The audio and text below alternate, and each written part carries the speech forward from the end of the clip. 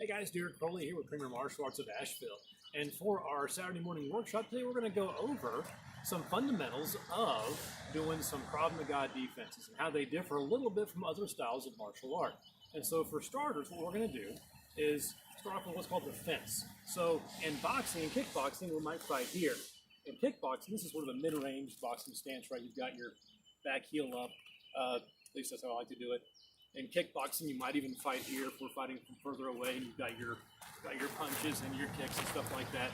So not different, but different. So for starters, in self-defense, instead of being here, we're going to be here with your hands out, what's called the fence. And it's called a fence because now we've got a range. So a couple of things. One is that this communicates that you're not hostile. This communicates that we're ready to fight. Two, with this, you can judge range better, right? So the fence is just like a fence around your yard, is that if somebody's coming in aggressively and they get within this range, well, you can go ahead and hit them. Next is, from here, our punching is the same, right?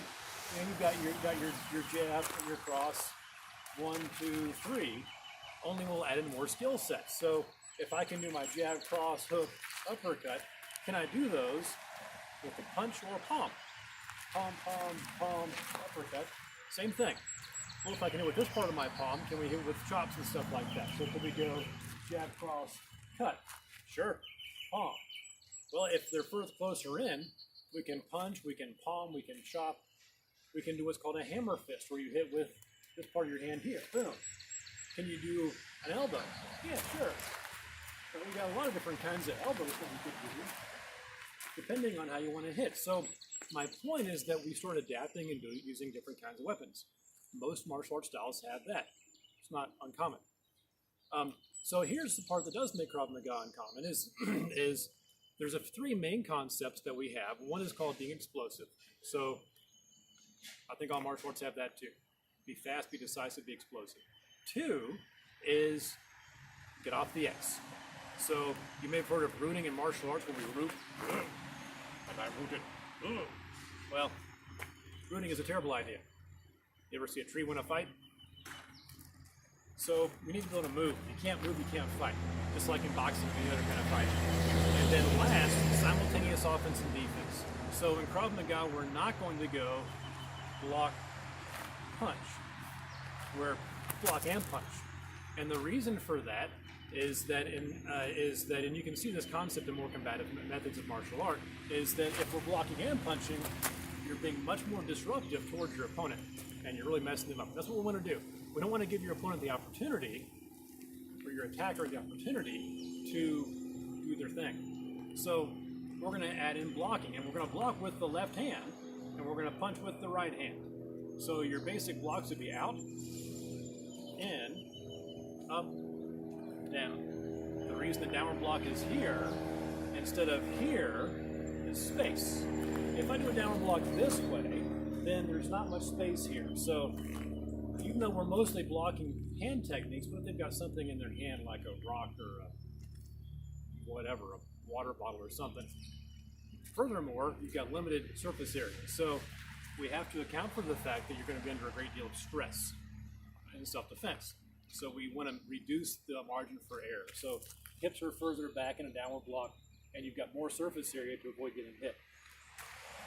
So if we have 1, 2, which is less common, 3, 4 is an inward block. Well, this is weird. So really it's inward block, hammer, fist, punch, or it could also, of course, be chop, palm. It really doesn't matter. But and you hide behind your elbow because you're stopping their second hand. Hit, boom, and creating space.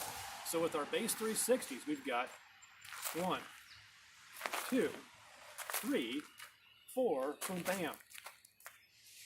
Next, let's add on a knee at the end of each technique. And a knee is where either you knee or you grab somebody and knee, that kind of a thing. It's not complicated. Tricks to a proper knee, or you push your hips forward. You know, you can just go here but it's better to go here. If we want to, we can also create space with the front kick. The difference between a front kick and a knee is just range. So if I have this or this, how far away are they? You know, that's the main point. But it's the same technique. A front kick can be used to close in order to create space. In self-defense, we want to create space. So could we have our base 360? Yeah, Brad, didn't hurt me. Boom, boom. And that's our technique, right? Then we create space backwards. As you create space, don't pose. So we're not going to go boom, boom. You look cool. Someone's going to hit you in the back of the head with a brick. We want to create space, then we're going to be looking for friends, opportunities, and weapons. So we've got boom, bam. I'm looking around, finding what's available to me. So here's a drill to play with a little bit. Block punch, knee, push away, create space. Upper block is less common. You end up usually doing more of a knife defense kind of a scenario, but whatever. Boom, boom, push away, create space.